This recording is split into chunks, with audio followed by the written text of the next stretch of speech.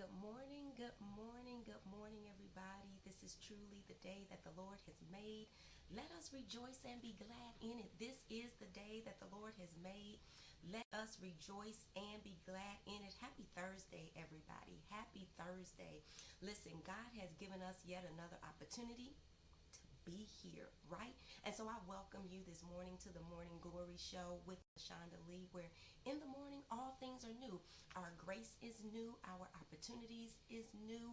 You know, just the daily benefits that God bestows upon us is new, and that alone should give us reasons to be thankful, reasons to be grateful, reasons to praise the Lord, reasons to thank God for all that He has done and is doing in our lives. And we know that the best is still yet to come for us. And so, again, I welcome you and I say good morning, good morning, good morning. Listen, we are broadcasting on a few platforms today. So, listen, if you see me going back and forth, it's okay. I'm just wanting to make sure that I get everybody's comments and address all the questions that you may have. Listen, I'm truly excited about today's broadcast because I know that it's something that a lot of people deal with, and it is surrounding waiting on God, right? Sometimes when we wait, we find ourselves getting impatient. We find ourselves losing hope, right? Losing strength and becoming anxious. And today, I want to be able to help you put that aside. I want to be able to help you bury that, right? I want you to bury that so that that's no longer a hindrance for you. That's no longer a bump in the road for you. I want to be able to help you go through this process of waiting so that while you wait, you still maintain your joy. And so, listen, this is how we're going to structure our broadcast today. First, I'm going to give you some examples of individuals who God made a promise, just like God made a promise to you. Maybe He promised you the marriage. Maybe He promised you the successful business.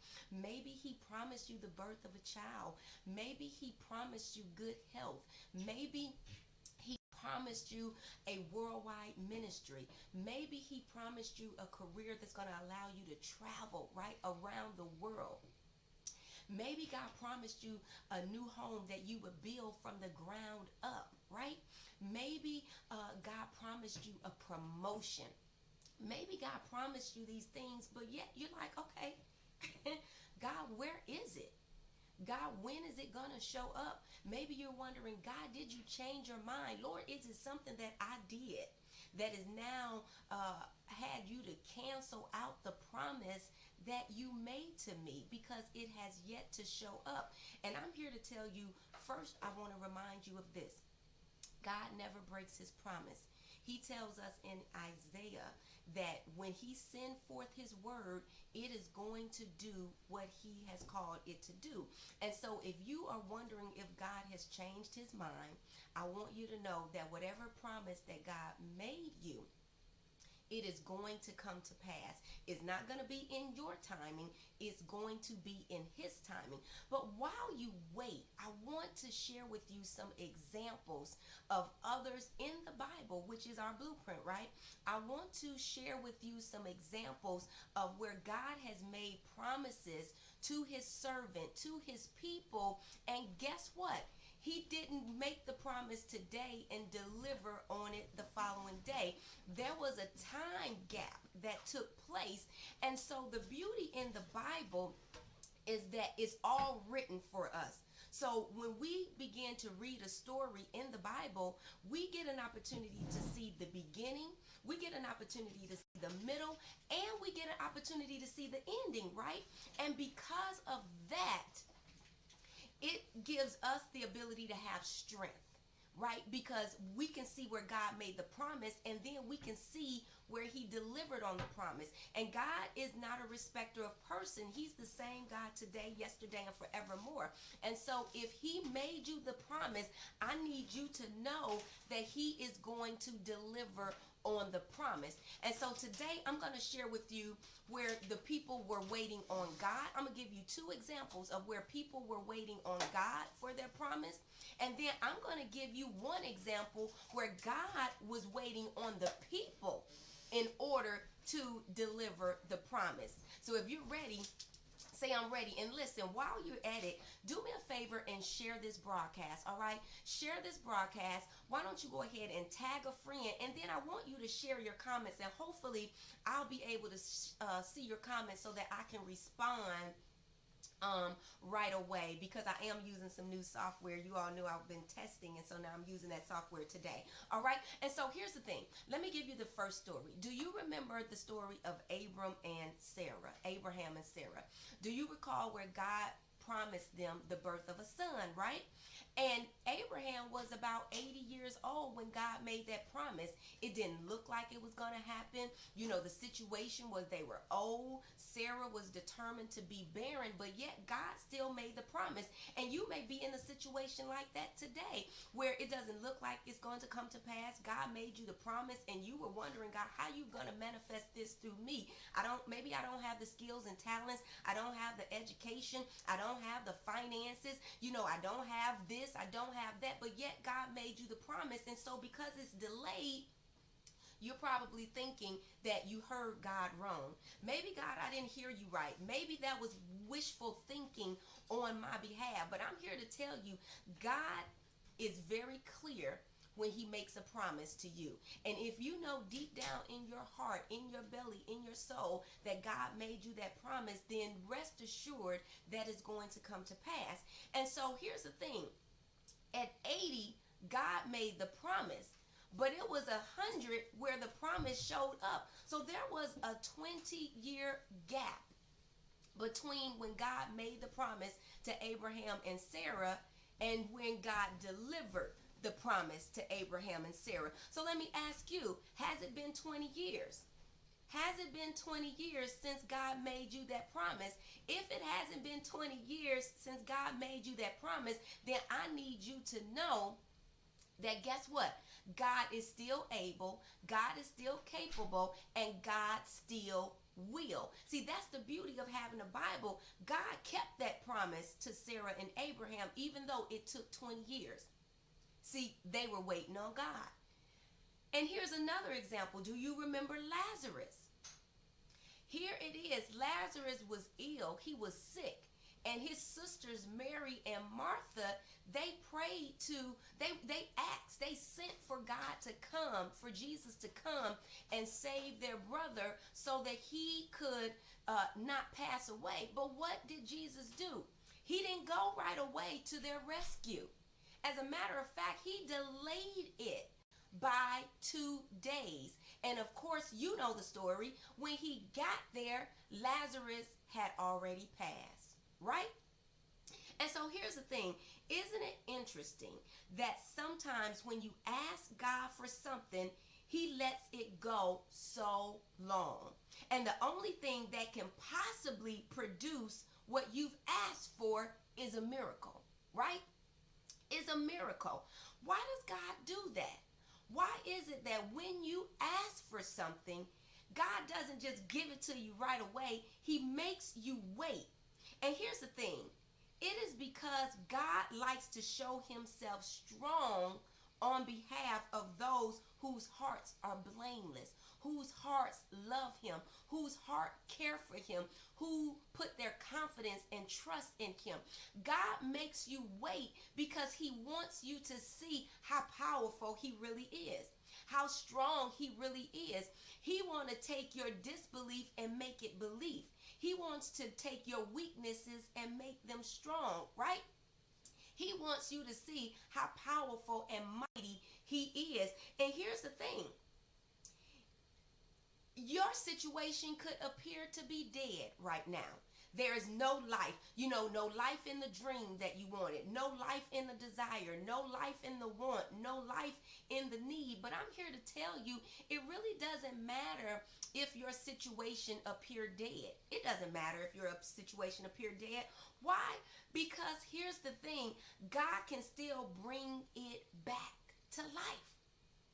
God can still bring your situation back to life. And so it may appear dead to you, but guess what? It doesn't matter to God because he can still bring your situation back to life. And God knows the timing that he's going to release your blessing. God knows the timing that he's going to release your miracle. God knows the timing that he's going to make your dream manifest. God knows the timing that he's going to bring your desire to pass. And so what seems long to us is a very short time to God. And so I'm here to say to you, when it seems like God is taking so long, don't fret, don't flinch, don't get anxious, don't get discouraged. Stay in the faith. Remain in the faith, because God is able to do what you're not able to do. His ways are not like our ways, and his thoughts are not like our thoughts, right? And so those are the two examples that I wanted to share with you as to how the people were waiting on God to manifest the promise that he made them, but yet he manifested that promise. Sarah and Abraham had their child, and Lazarus was resurrected from the dead. So that should give you life. That should give you strength. That should give you encouragement. That should allow you to put a praise on it, because you know right now, without a shadow of a doubt, whether it's this year, whether it's next year, whether it's 5, 10, 15, 20 years from now, God is going to manifest the promise that he gave you. And when he manifests it, you are going to love it. It is going to be the best timing, because we hear it all the time, and we even say it all the time. God may not come when you want him, but he's always on time. So now let me share with you the one example where God made a promise and the people were not waiting on him. God was waiting on them, and it's the children of Israel. God made them a promise that they were going to go to the promised land. He told them what to do. He gave them the route to take. He told them what actions to perform, and he told them what not to do. The trip was supposed to be 11 days. Instead, it became 40 years, and many of them died without ever making it into the promised land. Why? It wasn't because of God, but it was because of their own actions. God said, don't put any other God before me. What did they do? They put many gods before him. God said, do not fear. What did they do? They walked in total fear. God said, have much courage. What did they do? They lacked courage. God said, trust me. What did they do? Every opportunity they had, they showed their distrust in God. Regardless to the miracles he performed, regardless to how he saved them, regardless to the promise he made them, they still did not believe totally in God, and they still did not obey God. And because of this, their promise was delayed, and some of them never saw the promised land. And so where are you in your obedience to God? You're wondering what's taking so long, and I'm here to tell you it could be that the timing hasn't come for that blessing to manifest in your life yet. But then it also could be that God is waiting on you and I to get our act together so that he can bless us. And so which scenario do you want? Which scenario do you want? Do you want to be in a position where you're waiting on God? Or do you want to be in the position where God is waiting on you? I challenge you today to look at your life. Reflect on your life right now and find any areas. Ask God to reveal to you any areas of disobedience.